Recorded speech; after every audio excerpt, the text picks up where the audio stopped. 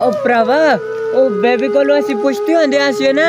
असंगु कि दुआने अच्छा अगु बेबी की आती होंदी आसी तो संग बच्चा नेरा बिचू पकड़े ओ भले जड़ा सना बाबे दा रवि है ना खुदा दे सामने मुख भी लगदा सी बाबे दे सके पुत्र ना आ रे ओ भले हां बाबा की बाबा बाबा किधे बच्चों मैं